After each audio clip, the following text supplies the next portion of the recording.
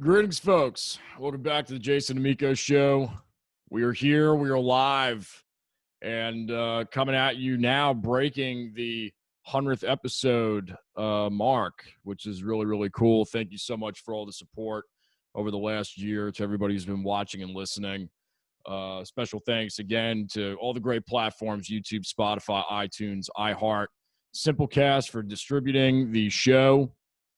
And we've been trying to land this cat for a couple of months. The last time I saw him was at some venue. I believe it was Deep South in Raleigh when they were still around back in, I want to say, I don't even know, 7 or 8 years ago. And we shared a bill. Our guest is a vocalist and harmonica player hailing from Memphis, Tennessee. Has been recognized as peers such as Charlie Musselwhite and James Harmon as a rising star in the community. His new record, Soul Service, is making major waves in the industry, which we will talk about here in a little bit. Please welcome to the show my good friend, Mr. Tony Holiday, ladies and gentlemen. Yeah, man. Good to see you. Good to have you. I'm glad we were able to make this work after months of volleying back and forth. You know, it's just a crazy year. Yeah. It's crazy. I was in the transition phase of, getting a new manager so it was a funny time to talk about, let alone it was already a funny time to talk about music kind of, Right. So I'm glad we ended up getting to do it. You said the last time I saw you was 8 years ago. That's the last time I saw you? I think so. Because it was really – no, oh, you know what? No, it may have been – no, because you guys stayed here, right? Yeah, but I just think your parents were there. But you guys stayed outside of the house and the studio here when I guess we did have a gig. We had a second gig then. That must have been like, what, 5 years ago then? 4 years ago? I really can't remember. I can't remember either. I was trying to pin down, but, it's been a lot of years, that's for sure. Yeah. So I guess we did play more than one show together. I totally forgot about that, yeah. I honestly cannot remember. I can't either. But anyway, it's been too long, man. Yeah. It has been too long. We stay in touch, though, and, I follow your videos enough to – it just seems like we're doing stuff together all the time. I think, it's nice to stay up to speed with people online that way. Yeah. But yeah. So again, man, thanks for thanks for being on. Thanks for taking the time. Let's just start with your beginning stages real quick as far as how you got into music. I don't even know if I really know that. I mean, we're friends, but I don't even know if I know exactly how you got into playing harp and blues.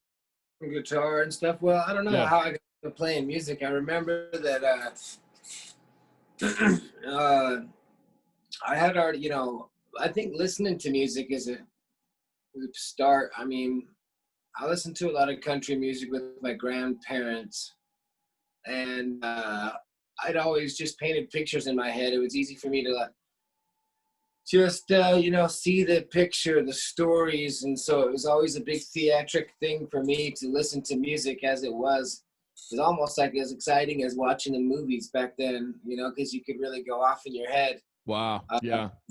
On those big long car rides and stuff like that. But I mean, I don't know, man. I don't know. I think my mom got me a guitar when I was 16, and there was a music store attached to our apartment. So they was in the same parking lot kind of, and I went and got a Doc Watson instructional book DVD, and and I was listening to different kinds of music, but I don't know, just try. How it was when you started to learn something, you figure one thing out and you just figure out shit, like what else can I figure out here? So self-taught pretty much.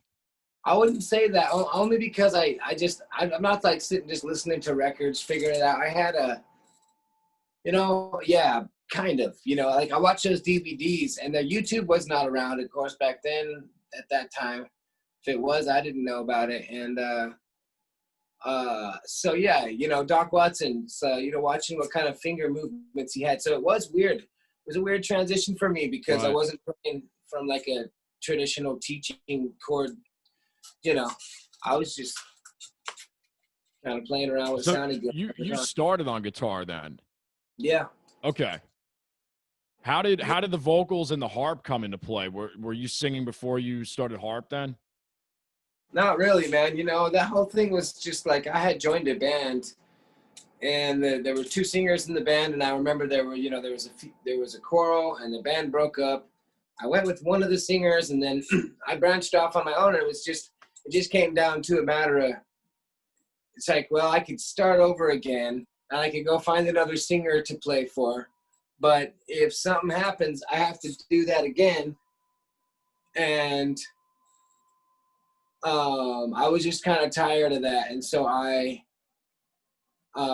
just started singing myself so that I wouldn't have to do that. I just have my own thing, you know. I kind of just did it out of necessity after, you know, just wanting to play still.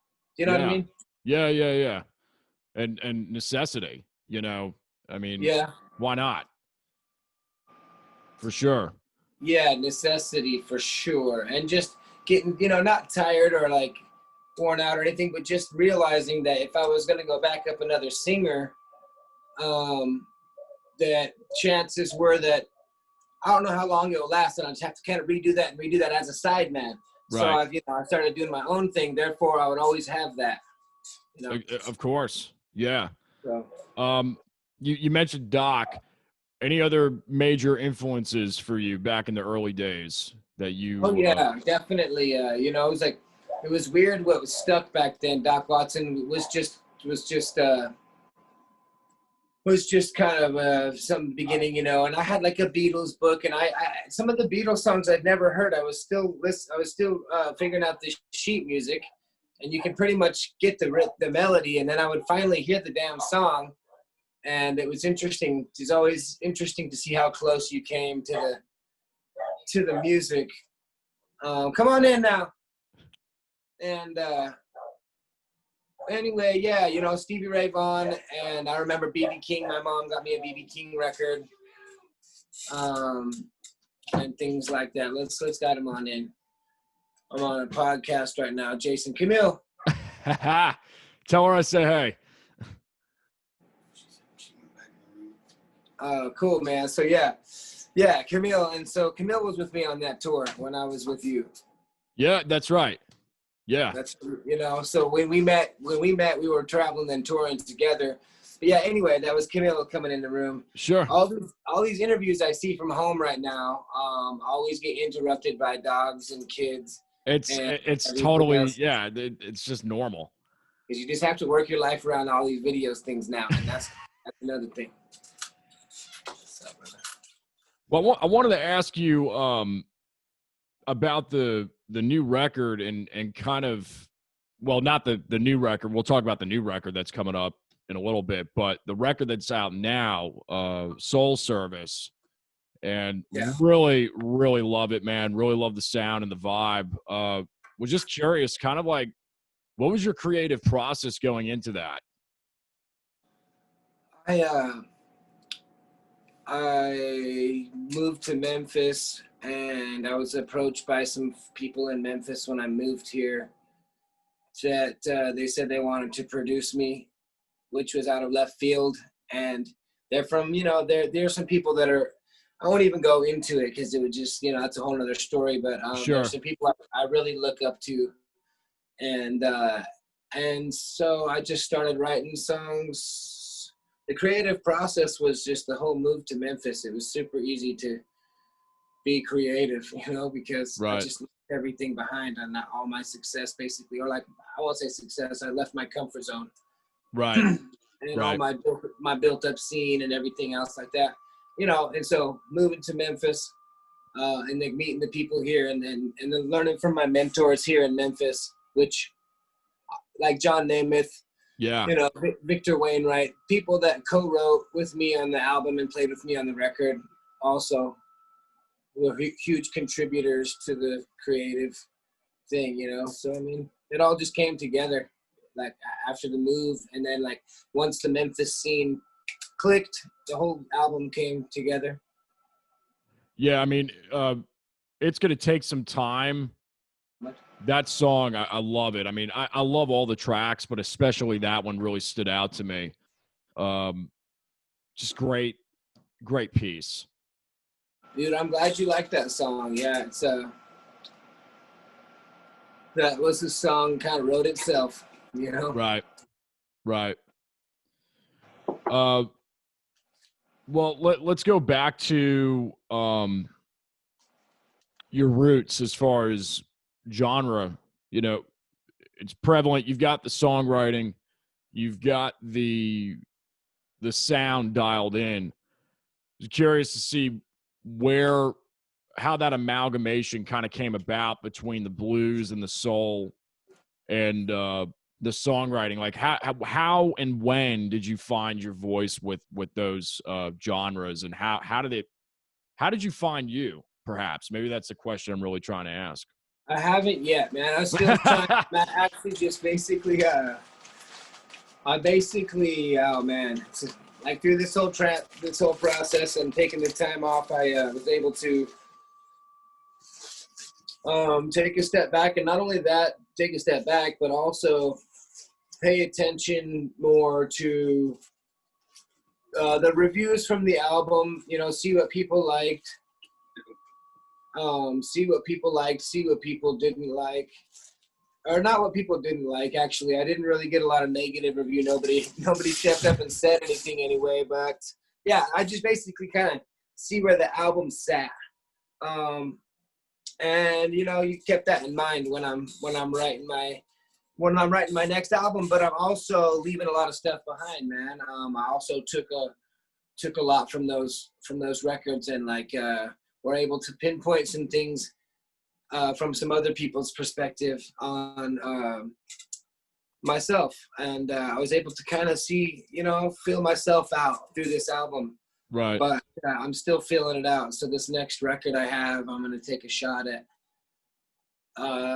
this next mood I'm in, and next thing I'm going to do, you know. It's like a Mississippi vibe. It's a lot of slide guitar and like organ, B3 organ and slide, and some harmonica, and you know, no, definitely a Mississippi, Memphis vibe.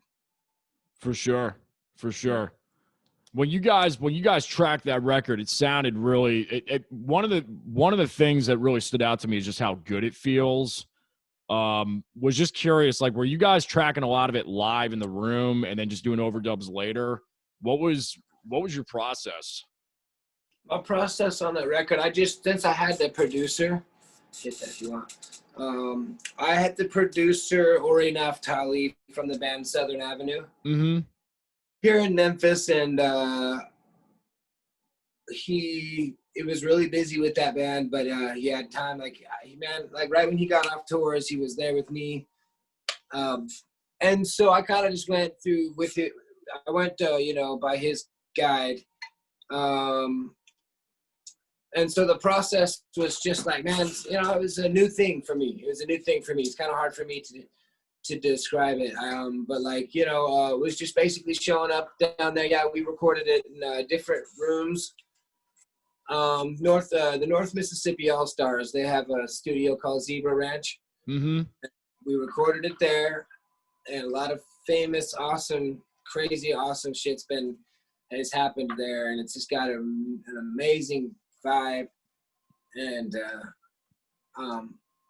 except for that's in a shot here.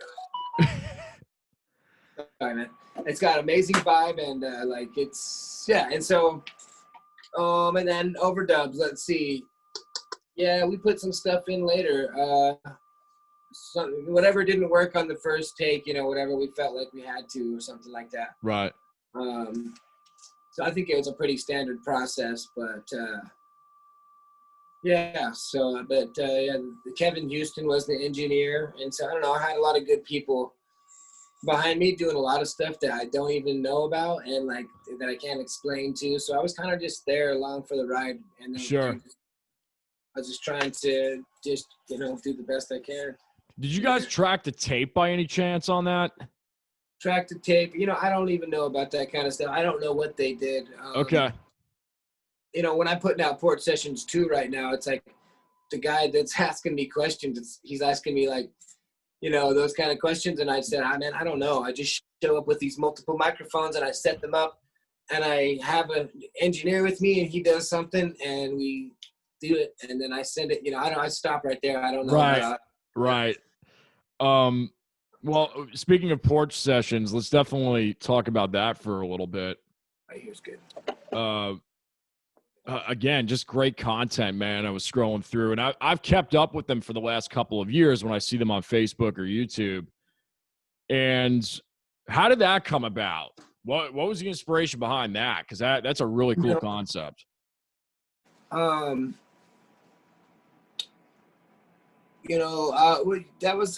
was funny. It was just, it's just the same thing, man. Going putting a record out. Right. It's like, well, I don't know how. I don't think, and so I'm just like, no, I don't want to do that. I don't want to go and put a record out. It's just I'm not in the mood or whatever. And so I've always been a big fan of Alan Lomax and his field recordings. And one thing kind of led to another. It's definitely a snowball effect. And and so I go and do one in California because Kid Anderson, this very famous guitar player, Charlie Musselwhite's guitar player, Rick Esther, and all these guys, you should definitely know him. And especially if you love Peter Green. He's the Peter Green of our blues world, Wow. and I don't know much about guitar stuff. But anyway, he said that I could come on his porch. And so we started there, and he happens to have a famous studio called Greaseland, blah, blah, blah. And so he got a famous porch, and then he called Charlie Musselwhite and told him about the idea. And then when Charlie said yes, I found myself, driving all the way back to California, borrowing money on the way out of town, just so I could get there, and sleeping in the van with Landon, and just like waking up in the van, just tired and out of it, and knocking on Charlie's door and these things. And like after that, it just kind of snowballed, because then after those two, then you might as well see who else you can get and whatever you can do. So each porch became a kind of an adventure, Well, what is this, Sun Records in Memphis? Because you guys did a couple of episodes there as well, it looked like. So Sun Studio, the famous Sun Studio in Memphis. Sun Studio in Memphis. Yeah, that was a big thing, man. When I moved here to Memphis, I learned a lot about the town. And of course, I already knew about Sun Studio and Elvis, but you learn about all the other things in the, and I was just, I started learning more and more about it, meeting some people that worked there. And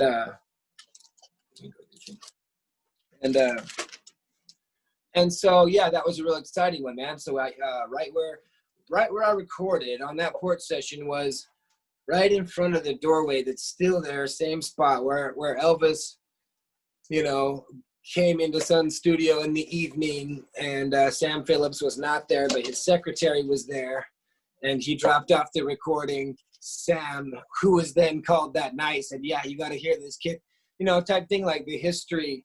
Right. And that's where Alan Wolf, went through, and like the Sun sessions there, with like Alan Wolf and all sorts of people, man. You can go on and on, of course. It's one of my favorite spots in Memphis, is that whole corner where, the studio's at. It's great. And so, yeah, we put the session there. And the other important part about that session was that the drummer on that session was W.S. Holland, the only drummer that Johnny Cash ever had. Wow. The same drummer from Folsom Prison Sessions. And wow. And so, yeah, he drummed on that. And so the other cool thing about that was that he was the drummer there for Johnny Cash during the Sun sessions, but he was the drummer for Blue Suede Shoes, the original drummer for Blue Suede Shoes with Carl Perkins. Wow. So he got to come back to that location and celebrate some new energy, with us on the porch session. So he's going to be on the record, and that was just huge for me, man. That was like a dream come true, Yeah, man, that's incredible. So you've got volume 2 coming out. Yeah. What we were talking about before we were on. Where can folks expect to hear that or see that as well? Um, let me see. Let me look at the date here real quick. Sure. Here you go, bud. All the way up. Okay. Whatever. And so that is like I'm pitching it to the label, and I just sent them some demos, and I anticipate that I'll stick with the VizTone label and put this out with them. I think that's what everybody's comfortable with doing, and then Sure. put another release out with VizTone, and boom, put it out sometime in the fall, late fall. Cool, man. Yeah, I'll release a single and stuff like that with the video. The port sessions is nice because I got so much material to work with. Right. Right. No sweat. Well, let's talk about VizTone real quick. That's a recent relationship that's kind of happened, because I when we were working together, I think that was pre VizTone. Yeah. For you. Yeah. I've been with VizTone for what did I have with VizTone? I have a excuse me. I have a it's been 2 years or something like that. I have 2 releases with them. I think it was a 2018 release, and then a 2018 release and a 2020 release. Something like that. Maybe 2019, 20, I can't remember, but just, Sure. 9 months between the record or something. So cool, man. Yeah, cool. Well, to me, it looks like a great fit as far as what we've seen and heard so far. It really looks like a good, comfortable fit. Yeah, that's cool, man. VizTone's been a great, I think it's all about building a team, that everybody can work together with, and somebody that has the same interest in mind. VizTone's cool. Labels are cool. Being independent is cool. It's like whatever works, whatever's working I'd keep doing that. I don't know. I like what I'm doing right now with the label. They put it out there all over the world, and they just do a lot of crazy cool stuff that I'm not able to do, Well, you've hit some Billboard status, if I read that correctly. I read charted at number 9. Yeah. So that was a goal of ours, if we could get it on the top 10 for the billboards, Wow, that's cool, man.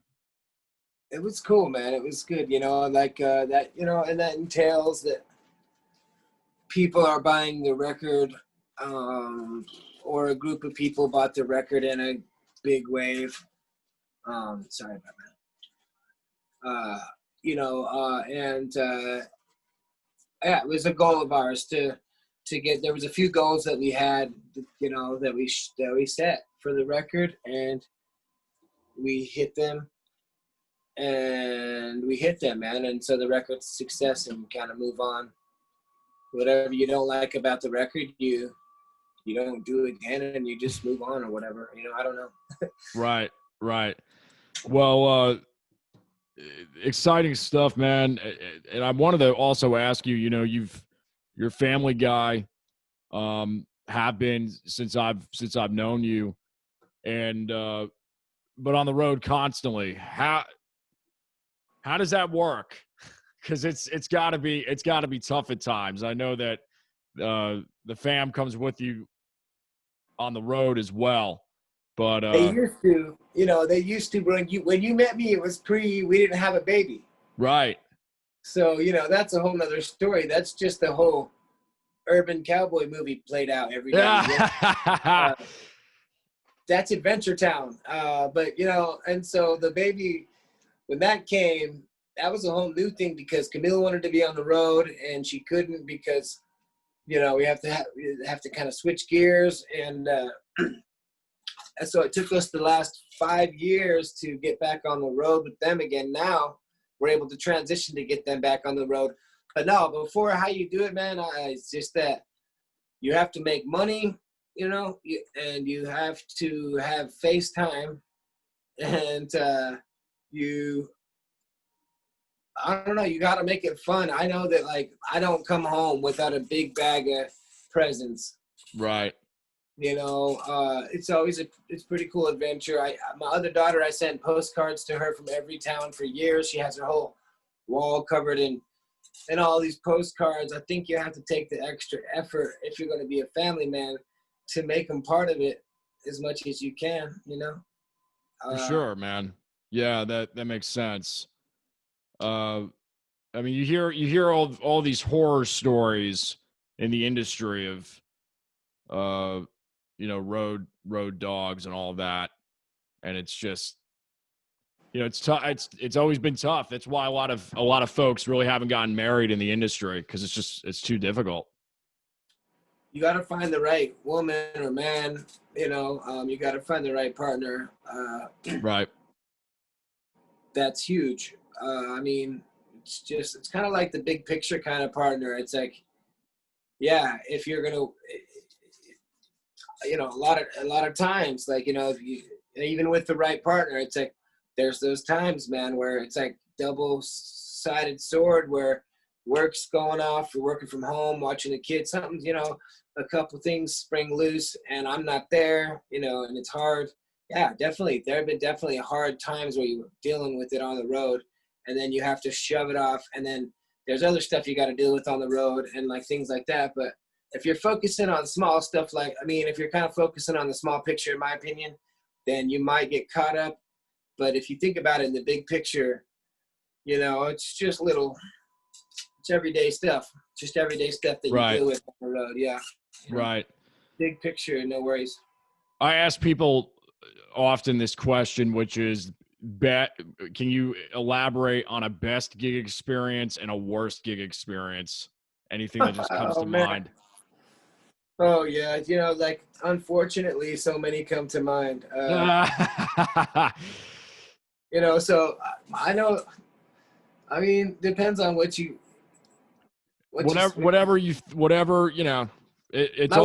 all what you think. My worst gig, man. I'll be full disclosure here, real quick. It's PG-13, but the worst gig, and bless these guys because I have a good relationship with them now. But my worst gig was down in Florida. It was the Blues Society that I love. I load in a couple hours early. I go in the van and I smoke a joint and I get my set list going and things like that of that nature go on in the van for the hour that we're waiting. And so I go in, man, and we got a full house. Everybody's seated. There's people that I have known through Facebook that are there, and it's glorious. Everything's good. And we start, and I have a drummer that I just brought for the first time. So yeah. And so then we start playing, and the promoter or somebody comes up and cuts it. And so usually you wait till the song's over. Right. And like get in between, and then I don't like playing a solo or something. And he's like, no, we got it. And I'm like, all right. So I tell the guys keep going, and I go, and he takes me in the back, and there's like a group of guys, and they're like, it was crazy, man. It's like, they're like, is this him? And they're like, that's him. And they were like, you smoked weed out, which I was out on the street. I wasn't even on their property. So, all details. I was out on the street in my van on the paid parking type thing. But, right. Long story short, somebody didn't like it, smelt it, dealt it, whatever, didn't like it. And they cut I had to go in. The band wrapped up the song, and I had to, I chose to say into the microphone that these guys don't like us smoking the funky lettuce, and we got to hit the road. And we packed up and we hit the road, and they did not. And it wasn't worth it. I'll just say that it was, I didn't get compensated. which it's a funny thing, man. You know, it's kind of a funny thing. I'm sure there was a contract broken somewhere. So anyway, cut to losses, and I had to drive home back to Memphis that night in the middle of the night. It wasn't my worst gig ever, but it's the one that sticks out as a sore spot. And anyway, we reconciled the thing, but my best gig ever was opening for Willie Nelson, because Wow. we got to run into his crew backstage, and I'd already dreamt about it as a child. So Man, that's so cool. Where did you open up for him? it's called it's a outdoor venue. It's a 10,000 person venue at called Redview Gardens. Oh, wow. Cool. Outdoor amphitheater. You know, Very Landon got to play his guitar. Oh, man, that's awesome. Trigger, you know, it's kind of one of those days to where it was one of those days, man. You know, it was our first duo gig. I'd never played without the band, and they said matter of fact, they said, well, I would love to have you open for Willie Nelson, just you though. And I said, look, I'm not a folk singer. I don't play guitar and sing. You know, I just play harmonica. You don't want that. And they didn't even approve Landon until we got at the gate. I kept telling them, just wear your best suit and show up at the gate. And when they open it and they tell you to not come in, I'm going to tell them, yes, sir, because I need him to play with me. And so he was not approved. And finally, when I got there, I had talked to the stage manager and got him approved very last second. It just happened to be because I knew the sound guy. The sound guy was a friend of mine, and more so a friend of my sister's. And so he had made the call, and so bam, he was there, and we pulled the gig off. But man, it was just one of those good ones. That's edgy, man. That's Oh, cutting it man. close. It was cutting it close. Well, you know, and so I wasn't just going to stand there. I play guitar, and so I had practiced hard because I had, like, you know, a few weeks notice. And so, man, Right. 8 hours a day, I sat there and practiced a 45-minute guitar set, nice and simple. And so I was ready to do that in front of 10,000 people if I needed to. But, man, I sure didn't want to. I wanted the guy who knows this shit. Landon's a great player. I've seen him on YouTube. How did you guys get connected?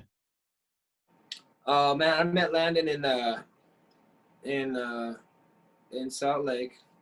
Yeah, Utah. I was done playing guitar. I love guitar, but you know, it's funny. The guy who moved me to Memphis, who like got me my house and found me my shit and just like everything. He's my whole everything. Before I knew him, he blew through town, and I happened to be washing dishes at a barbecue joint, and he was playing, and I heard the sound, and I remember peeking around the corner because I was covered in. I wasn't like they don't want me out there by the customers, but I went out anyway. And I peeked around the corner, and there he was in a suit, and he was playing a harmonica like a saxophone, and he was singing and all this shit. And I just said, that's it. So I think the next day or two, I pawned or sold my guitar, and the only guitar I had, you know, and then I got my harmonicas. I bought harmonicas with that because I just knew, bam, I just knew. Wow. And so every time he would come through town, I'd try to say hi to him. And then, you know, over the years, we got put on the same bill after I started working harder and harder. And then we created a friendship and things like that. And then I would stay at his house the last couple times I went through Memphis. And he said, man, you got to come out and move to Memphis. So I made the move based on his thing, you know? So kind of a funny story right there. Kind of Yeah. Full circle. Yeah, maybe. for sure.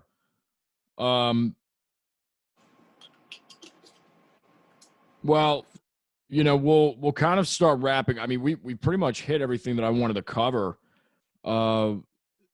Future plans for you and the rest of this year and looking into next year.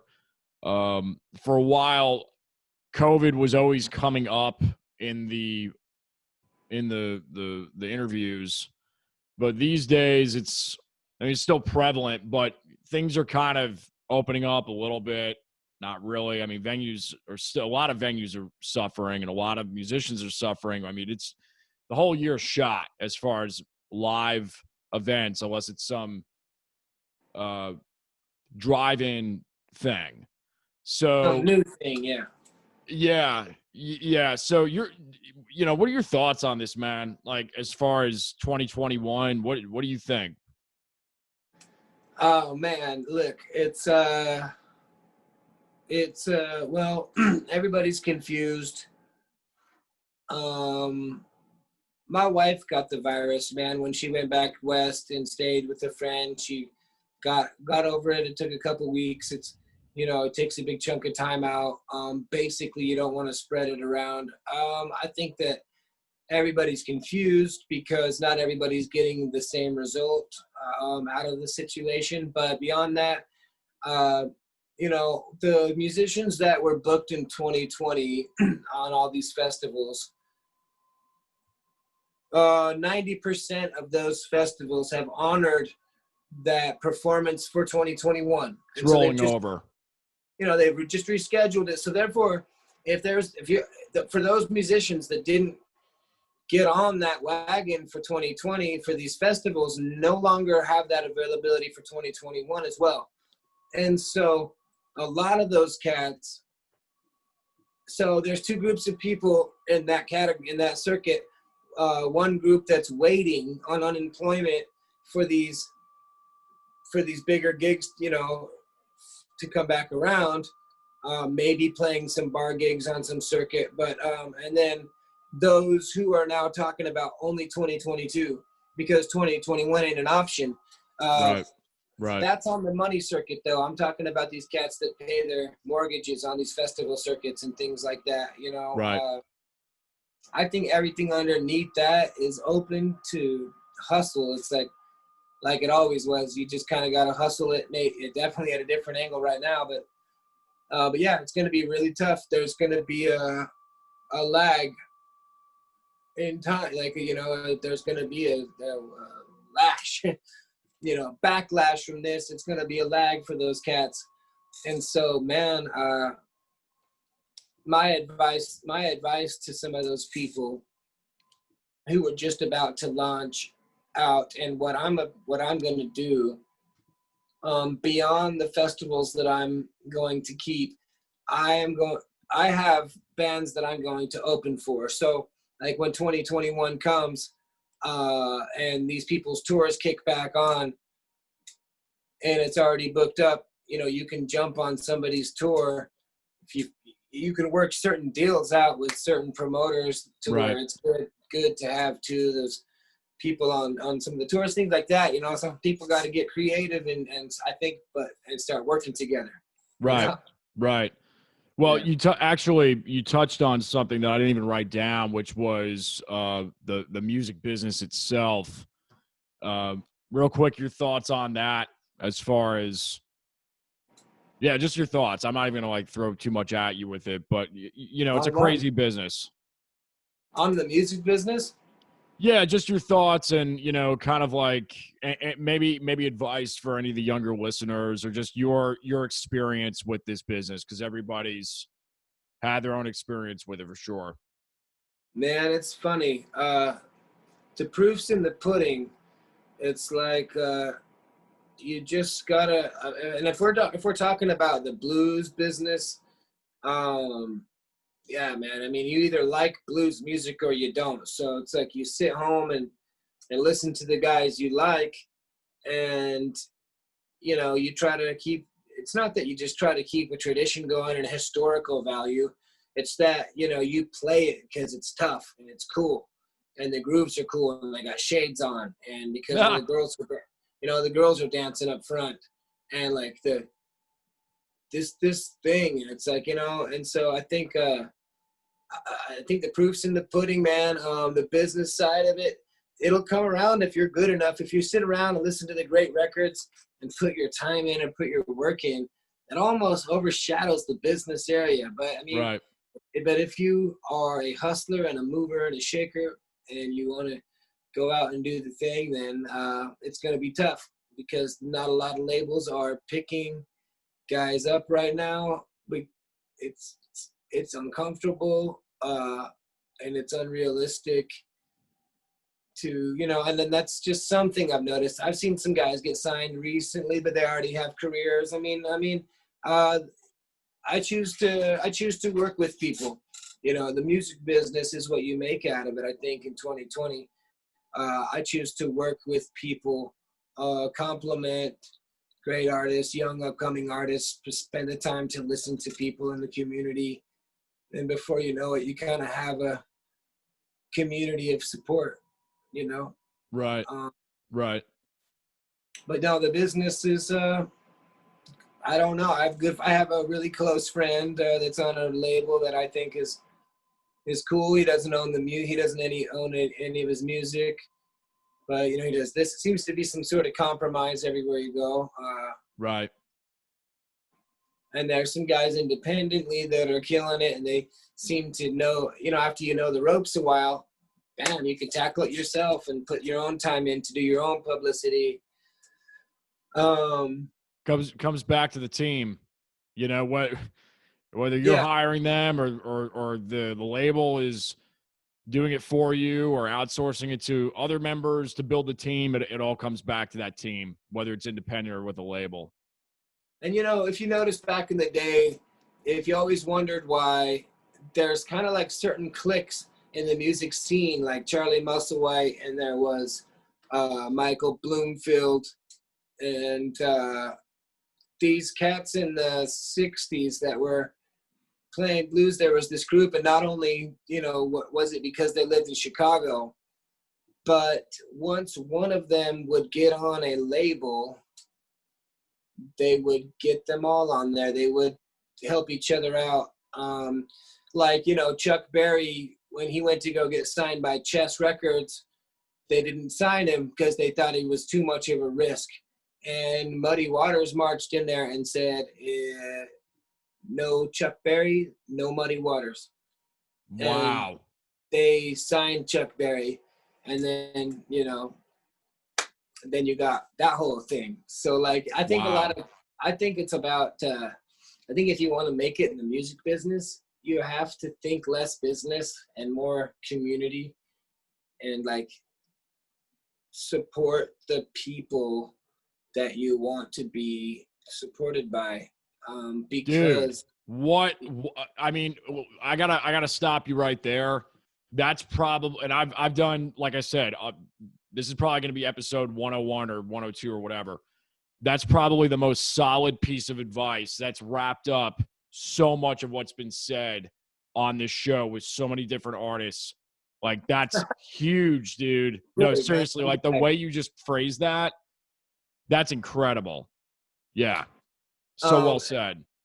Thanks, man. I mean, that's just like the thing I've noticed. And it's, last day, I was just going to say that there's, you know, a difference between supporting somebody and, well, there's a difference between supporting somebody because you love the scene and you want the scene to grow, and like you just, yeah, and you know the value of support. Oh, and there's a difference between that, and there's a difference between supporting somebody because you want their support in return. Right. And, you know, Right. that's just goes back to any of the dirty car salesman type of thing. And it's like, you see a lot of that. You see way more of that than the genuine guy that is like supporting you because, you know, and unfortunately, but you see a lot of people that, and especially with the opportunity these days to kind of social media, you can install yourself different places. People will try to, you know, do that because they want something in return. And, you know, it's, I can't blame them, but I don't say that it works all that well. For sure. It does not. Yeah, it doesn't. I think everybody's been there to a certain degree. Yeah. You know, but I mean, there's certain people, but then again, there's people where it works. They just have that personality, and they could just talk the talk and walk the walk and make it happen. Figure the rest out later, and it's all history. Tom Petty or whatever, you know. It's like, yeah, that shit works out. I just I don't know about the other genres because it's so difficult. It's so complex. But, you know, as far as the blues circuit goes,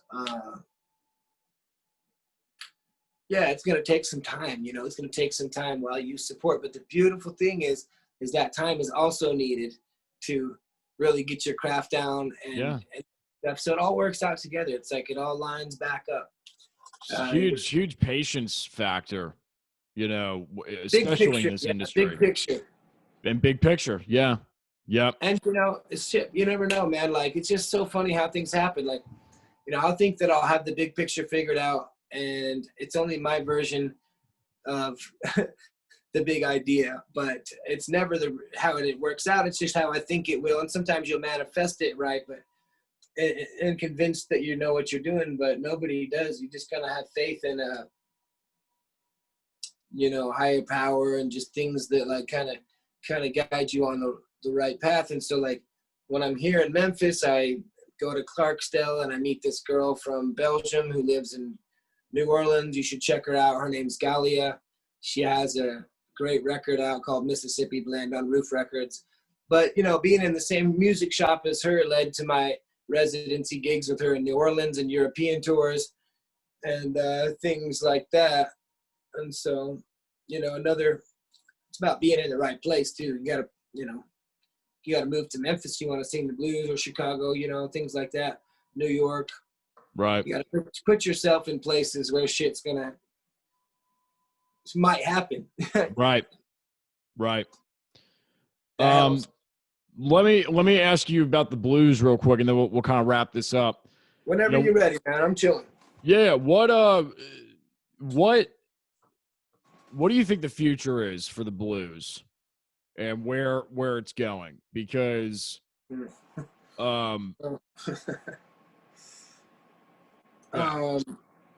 future of blues, where it's going. Shoot, man. Well,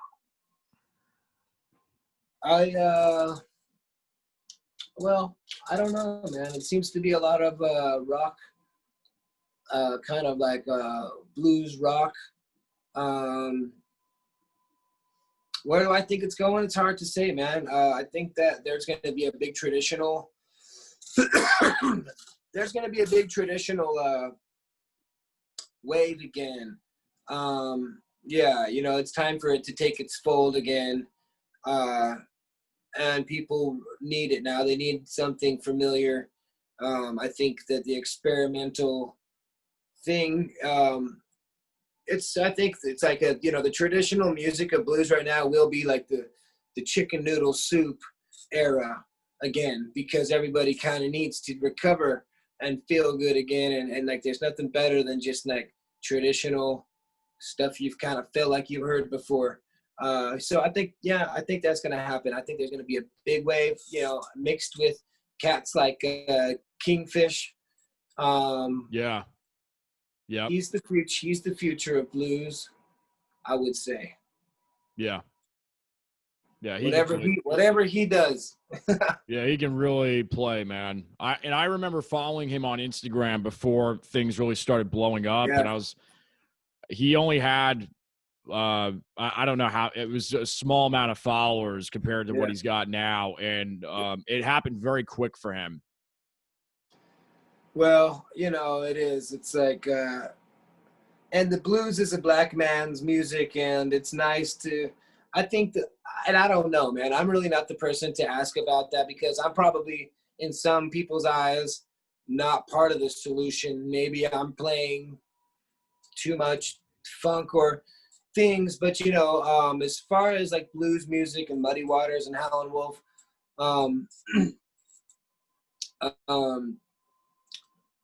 yeah, Kingfish, man, he gives people that back again. And I think that the young black kids didn't necessarily, it seems like, you know, that was their grandparents' music.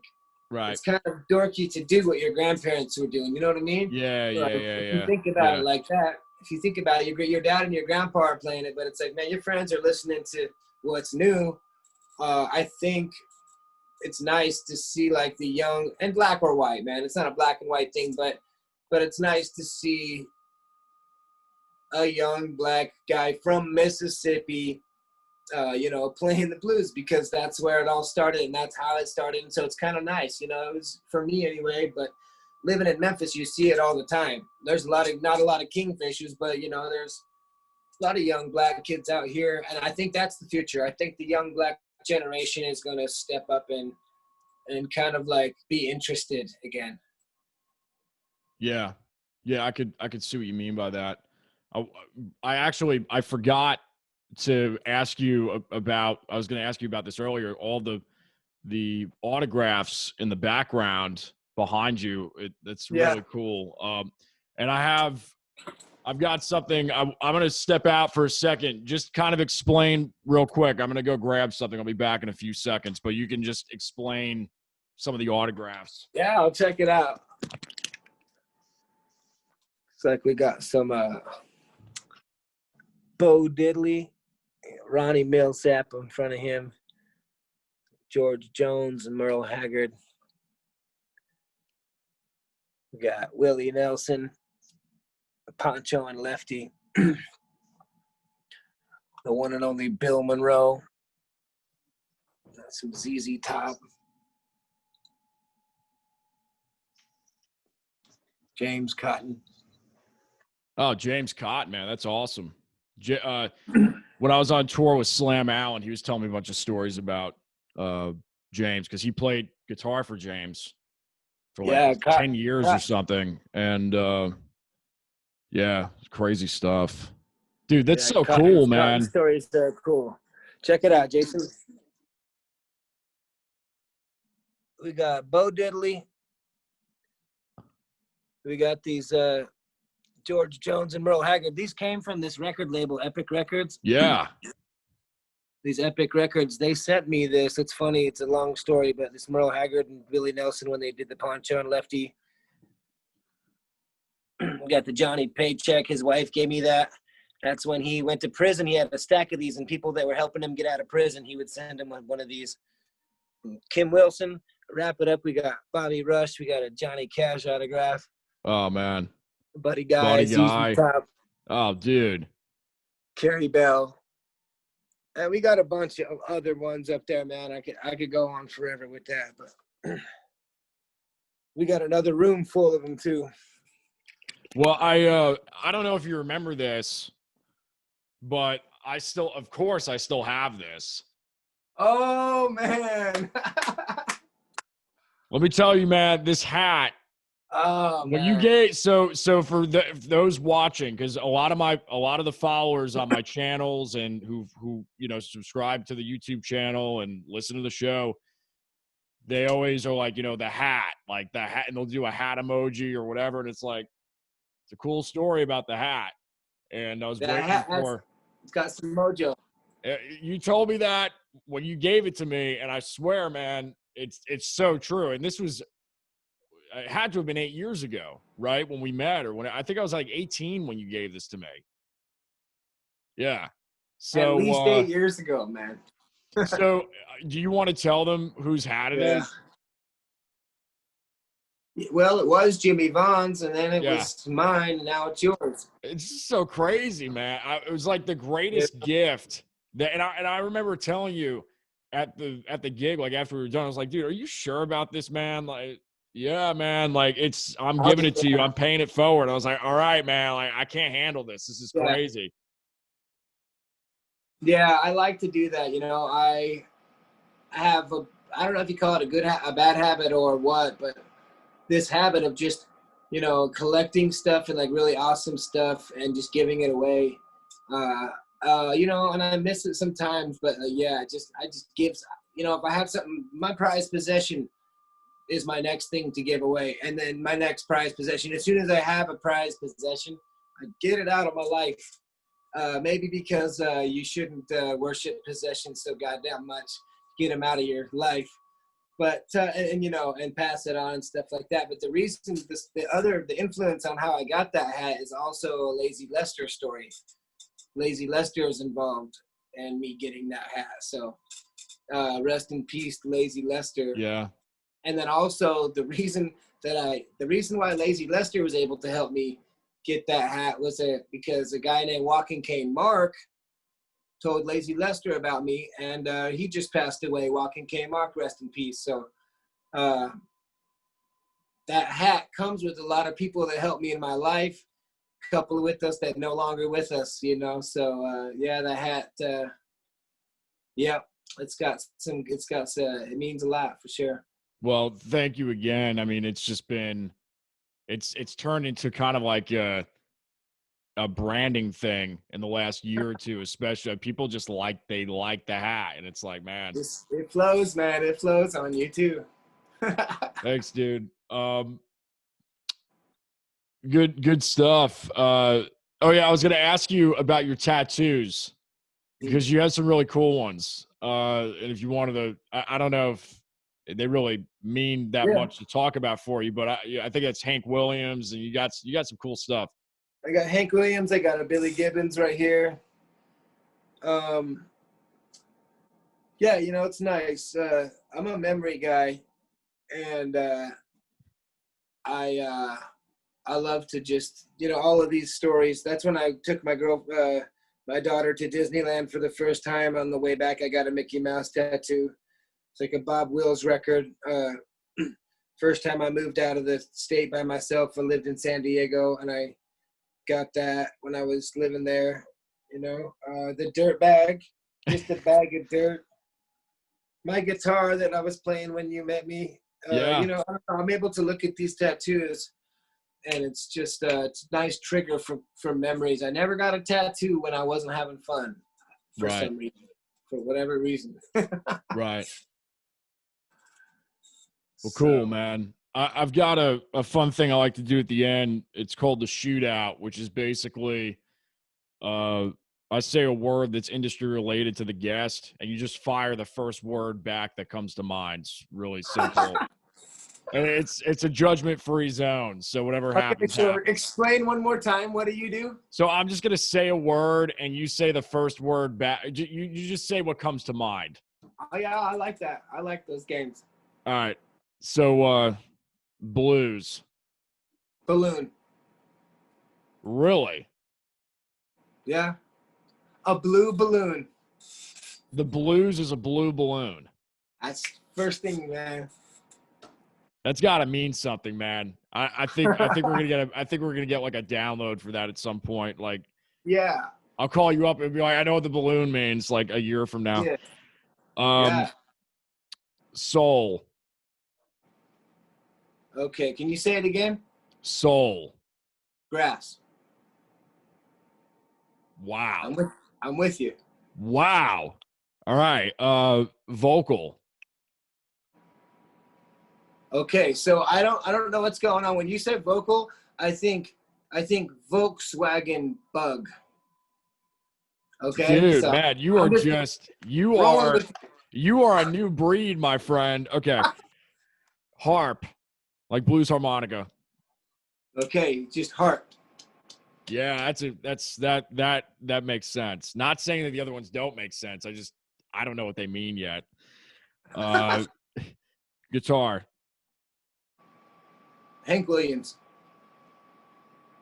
Bass. Black hole. Drums. Monkey. Organ. I'm sorry, I don't know. No, this is good. No, dude, this is like really, I mean, this is like the most unexpected batch of answers we've ever had. So organ. Nothing. Okay. Memphis. Barbecue. Salt Lake. Home. Pizza. Pizza. It's good stuff, man. So this is the last question that I ask everybody at the end, which is if you could go back in time to your 15-year-old self, knowing what you know now, Oh yeah. what would you tell him? Oh man, I would tell him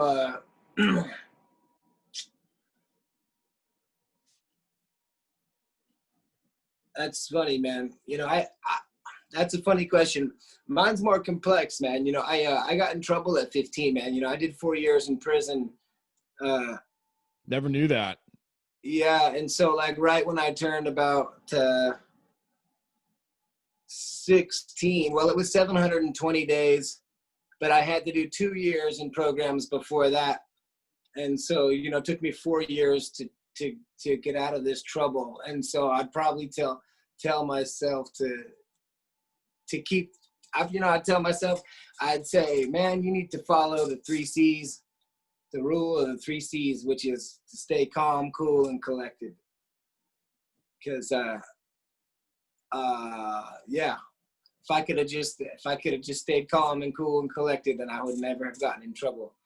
But, wow. I never knew that, man. Never knew that. It's like so long ago, man, that I was out by the time I was 20, but yeah, a friend of mine that just passed away, like my best friend, my brother, he, when I got out, he snatched me up and put me to work, and we traveled the whole country, city by city, for years after that. So I was able to just stay out of trouble or whatever, yeah, man, I went through all that. I went through a bunch of trouble for sure. But, that was 4 years that I wasn't partying when my friends were. 4 years that I didn't smoke anything. I didn't drink anything. I was writing a lot. My mind's fresh. I was working in the kitchen, in the prison kitchen, preparing all the food. So I was staying busy, and I was working out, So, I mean, like when I came out of that thing, I remember, shit, I probably look back now. I was like, dang, that might be the best thing that happened to me. Who knows what I would have been up to. Well, and that was exactly what I was going to bring up, which was, what are your thoughts on, if you could change that? And it sounds like you probably wouldn't. Well, it's hard to say, man. It's really hard to say because, being free is just, you can't really put a price on it. And so, yeah. I don't know. I would much rather be free, but, I don't know. That had to have impacted the music. I mean, that had to have somehow impacted your creative juices. Oh, man. I saw a lot of different things, and I was able to write a lot. This was back in, I don't know what years, before I had my daughter. So 2000, 1998, 99, things like that. It's like, there was just a lot of writing going on, a lot of letters and things like that. So, yeah, and I was young. So, I mean, I didn't see my mom, for a full year doing the thing, and I got to choose between a work camp and a wilderness program, and I did the wilderness program, and all this crazy stuff. And then I had to finish out 2 years once I turned 18. But, wow. But yeah, man, it definitely, I don't know. It probably changed me for sure. Wow. But anyway, it's hard to say. Hard to say, but I would like to not have gone through it, really. I don't know. It's hard to say, though. I don't know, No, I don't get it because I haven't been to prison yet. I developed a lot of, before I had to do time, I was in these programs with other kids and counselors and things like that. So I had to I had to have all these meetings with these counselors and go through all these things. So I was able to figure myself out. Right. During those years. Did you know you wanted to do music full time before that happened? Well, no. Before then and back then, and when I was a teenager, no, it had never occurred to me.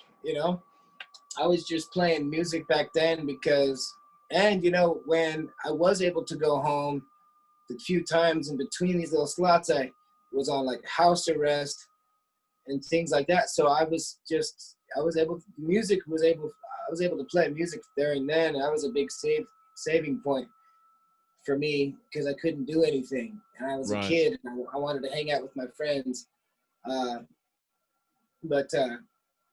No, and so, I joined it after I traveled the country a bunch with my friend.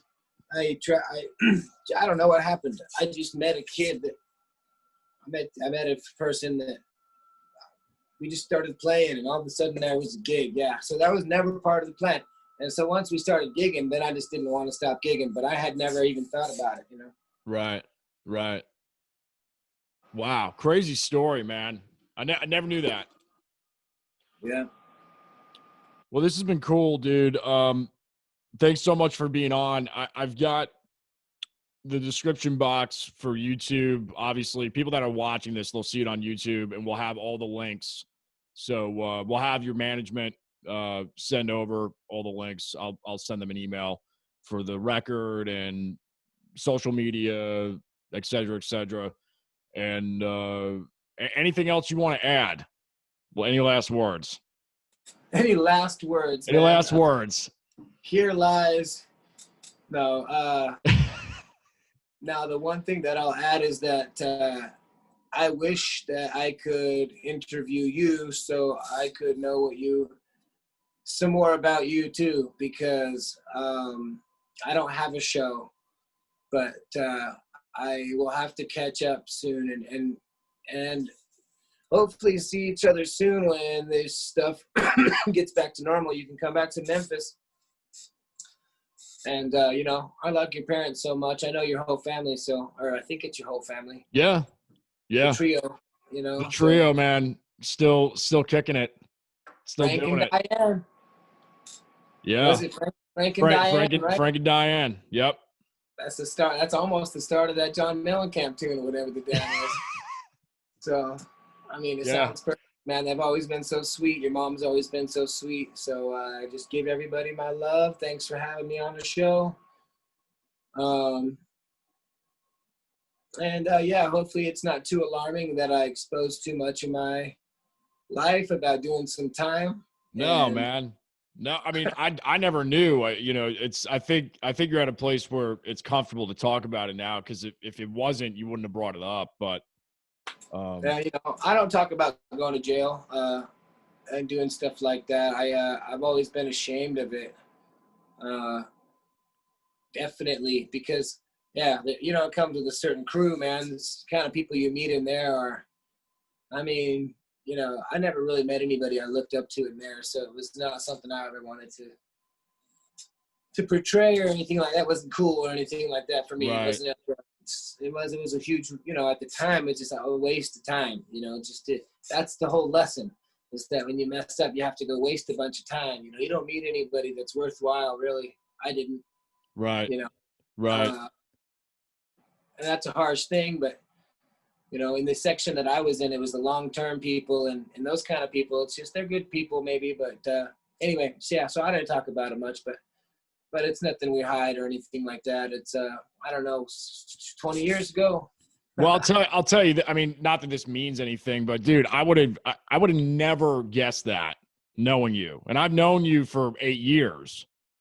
I would have never guessed that.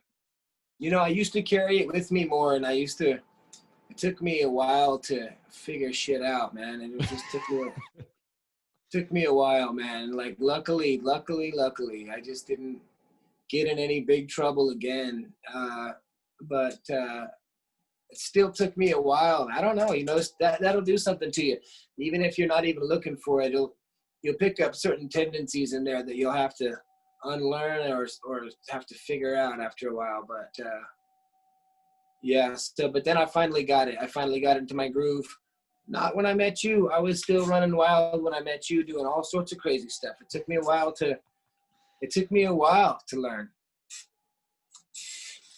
a long while. I think when Bonnie was born, Bonnie's 4 now. I think only in the last 4 years have I been able to kind of just like, you know, instead of my mouth watching my brain, it's the other way around. Right. Yeah. Like, God, you know, so it's been cool. I think we've all been there, man. I know I have. I'm still, yeah. I've been. And then staying positive, man. Staying positive. Yes. Huge factor. Huge factor. Staying positive, man. Even when I wake up in the morning and I don't like something that somebody is saying on the computer, I will find positive things about that person, and you know, find those negatives in myself, and fix those and move on, man. And just really take care of business where I can and stay positive. For sure. Yeah. Couldn't agree with you more. I think that just about does it. So thank you guys so much for tuning in, and definitely check out Tony's music if you haven't heard it before. And a lot of cool things coming down the road for this guy. I just know it. I feel it. And Port Sessions 2 coming out soon. We'll have the links to Tony's information down below on YouTube or to the sides if you are listening via audio only on one of those platforms. You guys been watching, listening to the Jason Damico Show, and we will see you on the next one. Peace.